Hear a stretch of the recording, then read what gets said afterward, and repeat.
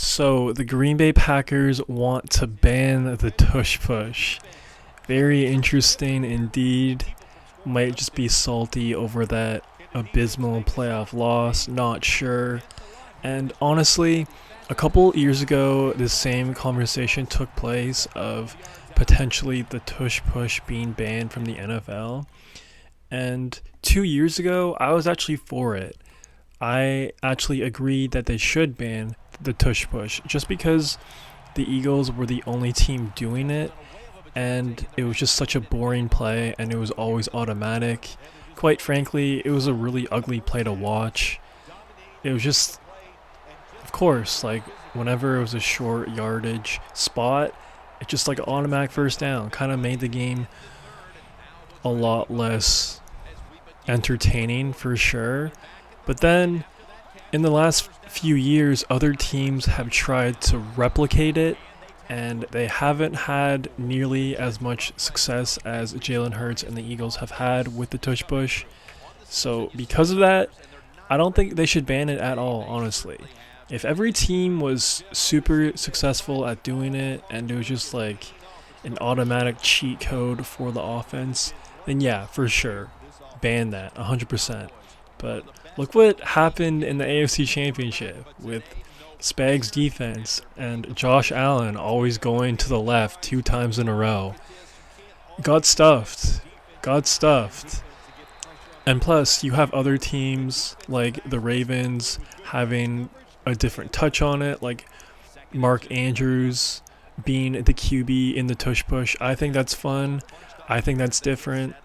And yeah, man, let me know if you think the NFL should ban the tush push or should they keep it. But who knows? I could see the NFL.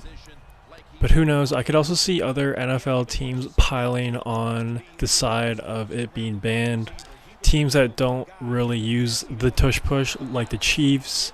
And a big reason why Mahomes and the Chiefs don't use the tush push is because back, I believe in 2019, in Denver, Mahomes had a QB sneak and he sprained his knee. And, we'll see how it all plays out, man. But I just don't understand. Like, every team can call the play. Every team can practice the play. I know it's a dangerous play to practice. There's definitely a high chance players can get hurt on the play for sure. A lot of bending, a lot of potential awkward positions for sure. But if you're the Chiefs and you potentially want to ban this play, like, just put Kelsey as the QB1 and just have him be pushed, like what the Ravens do with Mark Andrews. So, I don't know, man. I think the NFL should focus on other rule changes, in my opinion. Really think they should change the onside kick rule. Right now, you could only do it in the fourth quarter, and if you're trailing, I just don't think that's very fun at all. And one of the most iconic onside kicks of all time, Sean Payton in the Super Bowl, Saints-Colts, start of the second half. The Saints called an onside kick, really changed the momentum in that game. And in today's NFL, you can't really do that, and I just don't really like that. Surprise onside kicks are a fun thing in the league, and the fact that they took it away, I just don't really like that. And I really think there should be more emphasis on roughing the passer. They really need to just go hard this offseason, have a ton of meetings, and just figure that out. And there's just no excuse for the Chiefs, Mahomes, or whatever team, whatever QB to get these BS, quote-unquote, roughing the passer calls in the year 2025. There's like 100 different cameras for each NFL game all over the field. It's not like the early 2000s where technology wasn't as good. The year is 2025. Like, you don't even have to call to New York to see if they made the right call or whatnot. It really should be a bang-bang sort of deal.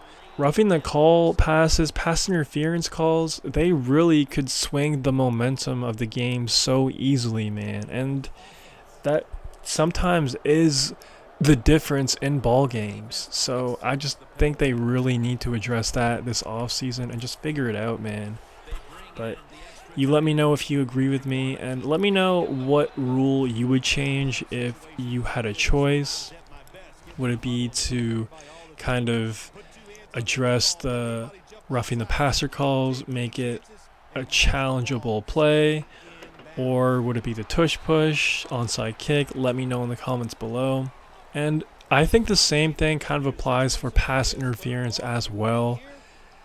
Again, man, like it should take an extra 20 seconds to see if the penalty actually holds up.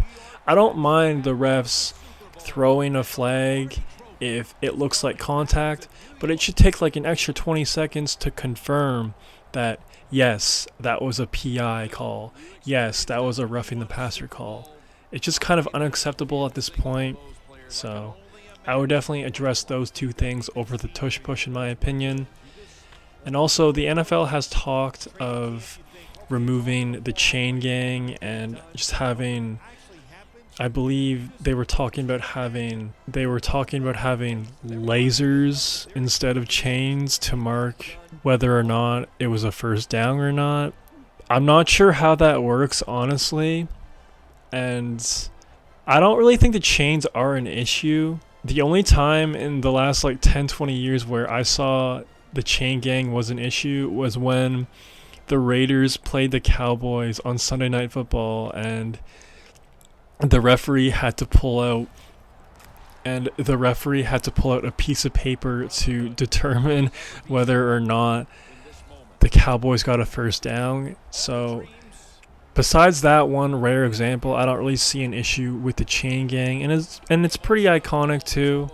You know, those dudes have jobs, and I feel like they're pretty efficient, and I wouldn't want to see anyone lose their jobs. But that's just me. But yeah, man, let me know what you think. Let me know what you think about the tush push. And do you think more teams will end up voting for the tush push to be banned? I think at one point, who knows, maybe 2 years from now, maybe a year from now, maybe this off season, maybe it will become sort of 50-50. I wouldn't be surprised, but we'll have to wait and find out. But yeah, let me know what you think. If you made this far, please subscribe, like the vid, it'd help out your boy a ton. That's all I got for right now. Peace.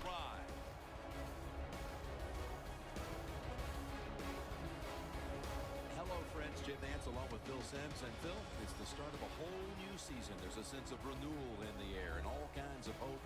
And how do you feel about getting this season underway? Well, I think you're right. It is a lot of hope for all the teams in the NFL, but also what you have in a game like this, opening day, you have nerves. So it's up to the coaches to really put the players in situations where they can get involved in the game and get rid of those nerves so they can show everything they worked on this offseason can work.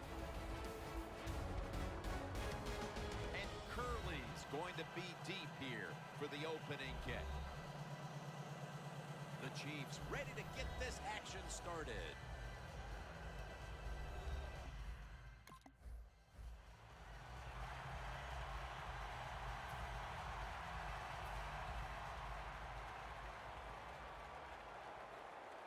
Morris is in the backfield, and the season is underway. Trying to establish the run, but there's nothing there here at the start. Well, they didn't pick up many yards that time, no doubt about it, but that's a bad job by the running back. He picked the wrong side to run to. Nobody was blocked on the side he went to. Looking across the middle. Gaines is there that time for the tackle.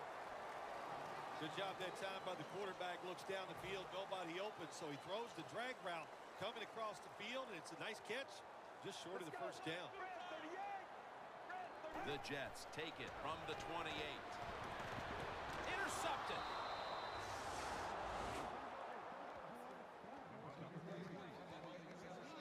Murray's the man in charge of the Chiefs offense today.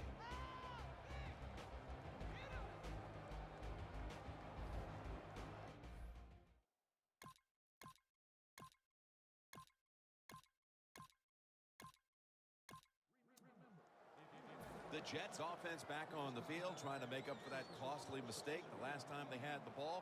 The turnover they committed immediately turned into points against them. Yeah, it did, Jim, but you know what? It's not a perfect game. You got to deal with adversity when you're talking about football. So you made that mistake, let it go and go out there, be aggressive, and see if you can score some points. Second down and 6. He robs him of the interception. He turns around and defends the pass. So many times when you drop a football in the NFL, a pass like that, it's because of lack of concentration. You're just not serious about what you're doing. Let's go. Out of the shotgun. Jeremy Curley with the catch. Tackle's made, and the first down is picked up. That's his first reception today.